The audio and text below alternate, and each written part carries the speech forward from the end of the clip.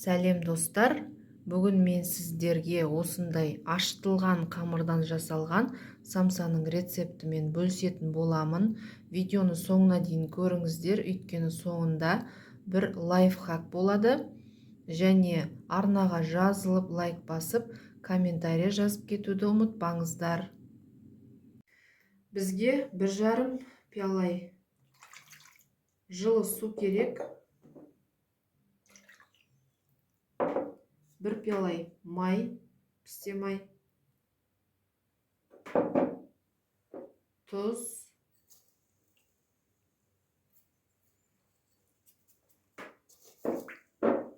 бір жұмыртқа,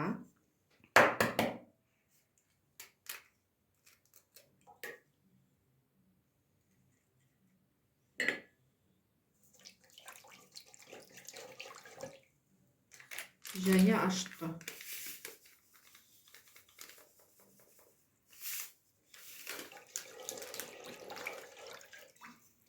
Барлығын араластырып алып,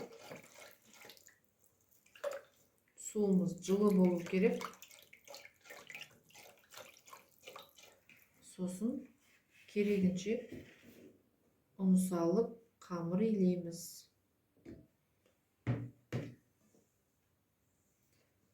Қамырымыз жұмсақ, қолға жабыспайтын әдемі қамыр болып шығу керек.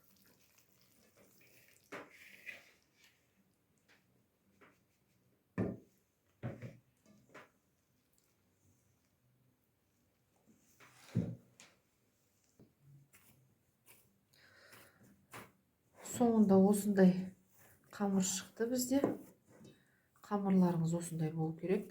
Енді осыны бетін жауып, жылы жерге көтерілгенше қойып қоямыз. Қамырымыз, самсаның қамыры дайын болды.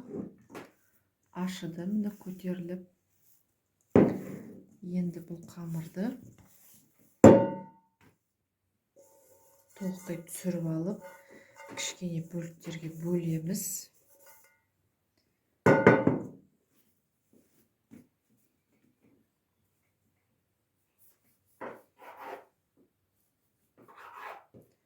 Осындай бөліктерге бөліп,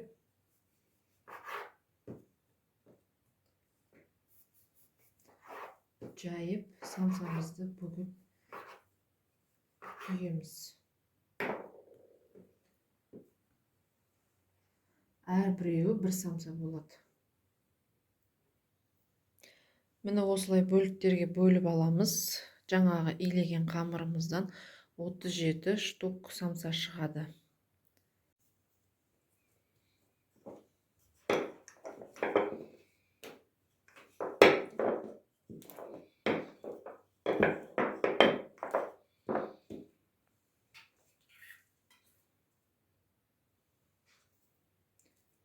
Қамырын жасау да және бүгу де өте оңай.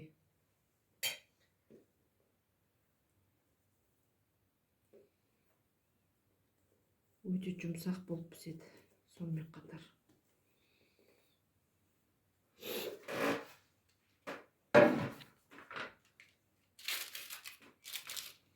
Осылай жалғастыра береміз. Міне осылай бір листіміз толтырып алдық. Енді осының бетіне жұмыртқаның сарысын жағып, қызып тұрған пешке саламыз.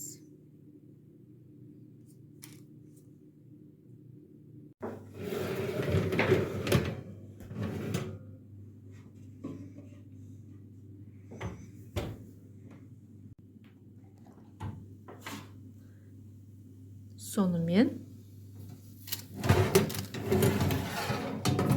самсалар пісіп дайын болып қалыпты.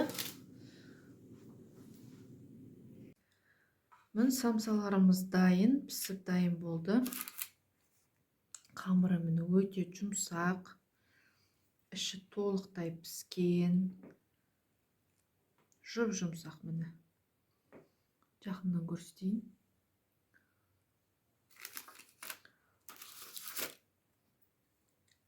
Жұмсақ, өте жұмсақ болып піседі. Және сіздерге жаңа айта кетем деген лайфхак.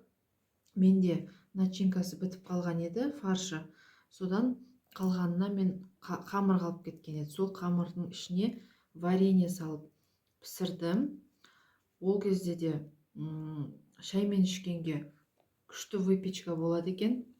Осылай істеп көрсеңіздер де, тәтті күйінде де, етпен істесеңіздер де, екі түрінде де өте дәмді болады. Жасап көріңіздер. Сау болыңыздар.